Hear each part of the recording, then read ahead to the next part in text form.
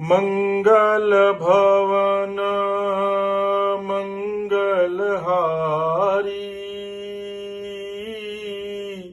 द्रवं सुदशरथ अजर बिहारी। राम सिया राम जय जय राम। राम सिया राम जय जय राम। भक्तजनों, श्री सीताराम। आज रामचरितमानस में जिस प्रसंग की मैं चर्चा कर रहा हूं, ये अयोध्या कांड की चर्चा है। और अयोध्या कांड के शुरू में जो श्लोक है उसको हमेशा गुनगुनाइए, क्योंकि बहुत ही महत्वपूर्ण है। और प्रभु के रूप का वर्णन इसमें बाबा तुलसीदास जी ने किया है। और उन्होंने लिखा है, नीलांबुज श्यामल कोमलांगम सीता समारोपित वाम भागम पाणो महासायक चारु चापम नमामि रामम रघुवंशनाथम। यानी कि नीले कमल के समान श्याम और कोमल जिनके अंग हैं, श्री सीता जी जिनके वाम भाग में विराजमान हैं और जिनके हाथों में क्रमशः अमोघ बाण और सुंदर धनुष हैं, उन रघुवंश के स्वामी श्री रामचंद्र जी को मैं नमस्कार करता हूं। तुलसीदास जी ने विधिवत अयोध्या कांड जब आप रामायण में पढ़ेंगे तो अयोध्या कांड की शुरुआत ही प्रभु राम के इस चरित्र चित्रण से बाबा तुलसीदास जी ने की है। और इसके बाद अमूमन एक दोहा जो हम सब लोग गुनगुनाते हैं, लेकिन लोगों को यह पता नहीं है कि ये दोहा कितना महत्वपूर्ण है और तुलसीदास जी ने इसकी रचना क्यों की। दरअसल में जब भी हम आप कोई भी शुभ काम करते हैं तो अपने गुरु का सुमिरन करते हैं, और यहां पर तुलसीदास जी ने भी कमोबेश वही करने की कोशिश की है। अपने गुरु का उन्होंने सुमिरन किया है, अपने गुरु का उन्होंने गुणगान किया है। और हम लोग अक्सर गाते हैं इस चीज को, लेकिन हमको, आपको और खास करके लोगों को ये नहीं पता है कि वाकई में इस प्रसंग की, इस दोहे की कितनी महत्ता है, जबकि हम लोग इसको गुनगुनाते हैं। तो आज इस चीज को आप लोग भी जान लीजिए कि ये दोहा अयोध्या कांड में विधिवत तुलसीदास जी ने अपने गुरु यानी कि अपने प्रभु श्री राम का सुमिरन करके इसका विधिवत चित्रण किया है, इसको लिखा है, जो हम लोग हनुमान चालीसा में गाते हैं। तो हनुमान चालीसा की पहली पंक्ति क्या है? श्री गुरु चरण सरोज रजा निज मन मुकुर सुधारी वरणो रघुबर बिमल जसु जो दायक फल चारी। यानी कि श्री गुरु जी के चरणों की रज से अपने मन रूपी दर्पण को साफ करके मैं श्री रघुनाथ जी के उस निर्मल यश का वर्णन करता हूं जो चारों फलों को, धर्म अर्थ काम और मोक्ष को देने वाला है।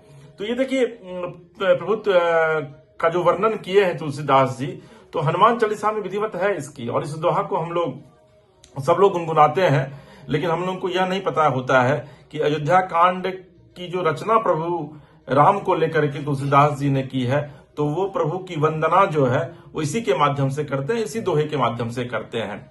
जब ते राम ब्याही घर आए नित नव मंगल मोद बधाए भुवन चारि दस भूधर भारी सुकृत मेघ बरसहि सुखवारी। यानी कि जब से श्री रामचंद्र जी विवाह करके घर आए तब से अयोध्या में नित्य नए मंगल हो रहे हैं और आनंद के बधावे बज रहे हैं। 14 लोक रूपी बड़े भारी पर्वतों पर पुण्य रूपी मेघ सुख रूपी जल बरसा रहे हैं। रिद्धि सिद्धि संपत्ति नदी सुहाई उमगी अवध अम्बधि कहूँ आई मणिगणपुर नर नारी सुजाति सुचि अमूल सुंदर सब भांति। रिद्धि सिद्धि और संपत्ति रूपी सुहावनी नदियां उमर उमर कर अयोध्या रूपी समुद्र में आ मिली। नगर के स्त्री पुरुष अच्छी जाति के मणियों के समूह हैं जो सब प्रकार से पवित्र, अमूल्य और सुंदर हैं। कही न जाय कछु नगर विभूति, जनु इतनीय विरंचि कर तूति। सब विधि सब पुर लोग सुखारी, रामचंद्र मुख चंदु निहारी। नगर का ऐश्वर्य कुछ कहा नहीं जाता, ऐसा जान पड़ता है मानो ब्रह्मा जी की कारीगरी बस इतनी ही है। सब नगर निवासी श्री रामचंद्र जी के मुखचंद्र को देखकर सब प्रकार से सुख पा रहे हैं, सुखी हो रहे हैं। मुदित मातु सब सखी सहेली, फलित बिलो की मनोरथ बेली। राम रूप गुण सीलु सुभाव, प्रमुदित होई देखी सुनि राव। सब माताएं और सखी सहेलियां अपनी मनोरथ रूपी बेल को फली हुई देखकर आनंदित हैं। श्री रामचंद्र जी के रूप गुण सील और स्वभाव को देख सुनकर राजा दशरथ जी बहुत ही आनंदित होते हैं। सबके उर अभिलाष वस, कहीं मनाई महेशु। आप अछत जुबराज पदा, राम ही देव नरेशु। सबके हृदय में ऐसे अभिलाषा है और सब महादेव को मनाकर प्रार्थना करके कहते हैं कि राजा अपने जीते जी श्री रामचंद्र जी को युवराज का पद। देखिए अयोध्या कांड जो है, जब आप अयोध्या कांड को पूरा पढ़ेंगे, पूरा सुनेंगे, तो अयोध्या कांड में जब प्रभु माता जानकी से विवाह करके या फिर चारों भाई जब अयोध्या को आते हैं जनक धाम से लौट करके, तो उसके बाद का वर्णन इस पूरे अयोध्या कांड में तुलसीदास जी ने कहा है। और देखिए कितनी अच्छी पंक्ति है कि जब ते राम ब्याहु घर आए, जब ते राम ब्याही घर आए, यानी कि जब रामचंद्र जी विवाह करके घर आते हैं। नित नव मंगल मोद बधाए, मतलब उस दिन से अयोध्या में सिर्फ मंगल ही मंगल हो रहा है। तो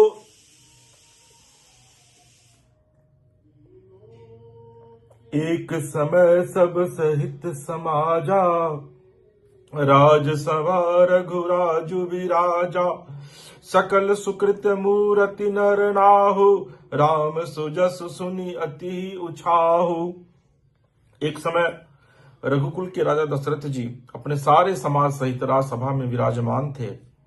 महाराज समस्त पुण्यों की मूर्ति हैं, उन्हें श्री रामचंद्र जी का सुंदर यह सुनकर अत्यंत आनंद हो रहा है। और देखिए कि दशरथ जी जैसे राजा, दशरथ जी जैसे पिता न इस सृष्टि में कभी हुए थे और न फिर कभी होंगे, न भूतो न भविष्यति। आप समझिए कि राजा दशरथ जी कितने महान थे कि प्रभु श्री राम उनके पुत्र के रूप में जन्म लिए। तो दशरथ जी की व्याख्या क्या की जाए। चक्रवर्ती थे, सत्यवर्ती राजा हरिश्चंद्र जिन्होंने सपने में अपना सब कुछ दान दे दिया था, दशरथ जी के वंशज है। समझिए आप, दशरथ जी उन्हीं के वंश में जन्म लिए। तो दशरथ जी कोई सामान्य व्यक्ति नहीं थे, क्योंकि किसी सामान्य व्यक्ति के कोख में कोई भी भगवान जन्म नहीं लेते हैं। प्रभु श्री राम को भी अगर कोख चुनना था तो उन्होंने दशरथ जी और माता कौशल्या के ही कोख को चुना। तो दशरथ जी के विषय में कभी भी उनको नाम लेकर के नहीं बुलाना चाहिए। तुलसीदास जी ने खुद लिखा भी है, और इसलिए तुलसीदास जी हमेशा चक्रवर्ती जी उनको कहते हैं, क्योंकि प्रभु के पिता हैं, वो करुणा निधान के पिता है। नृप सब रहहि कृपा विलासे, लोक कप करहि प्रीति रुख राखे।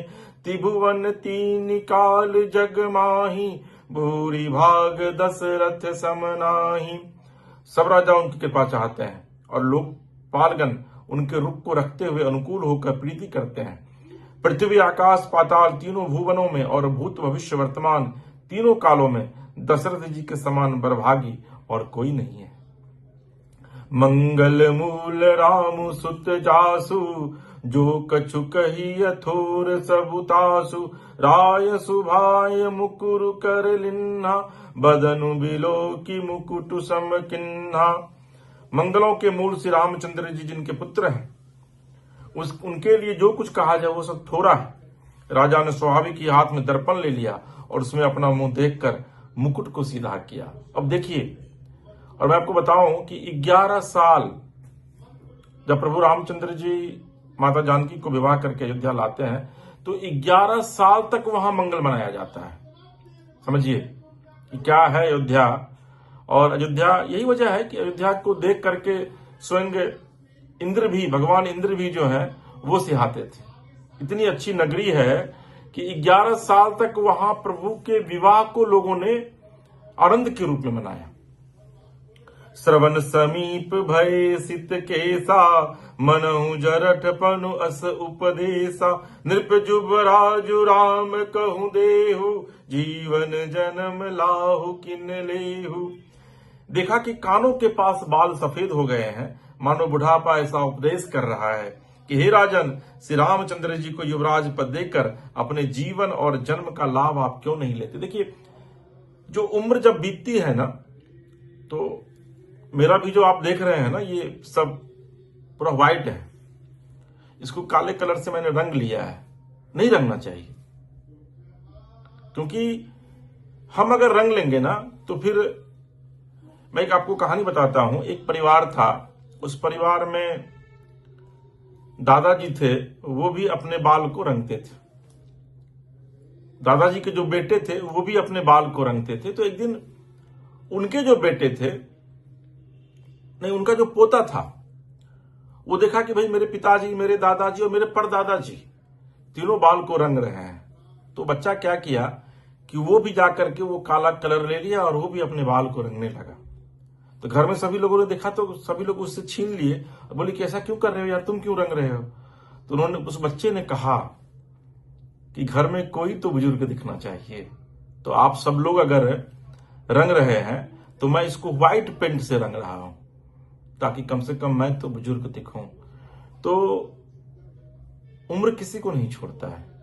लेकिन आपको मैं बताऊं कि प्रभु श्री राम जी के विषय में कहा जाता है कि प्रभु श्री राम जी 12,000 साल इस धरती पर अपना जीवन जिए थे, जिसमें कि 10,000 साल उन्होंने अपना जीवन जिया और 2,000 साल उन्होंने अपने पिताजी का जीवन जिया, क्योंकि चक्रवर्ती जी 2,000 साल पहले ही इस सृष्टि से चले गए थे। तो प्रभु श्री राम जिस तरीके से युवा अवस्था में थे, तो वो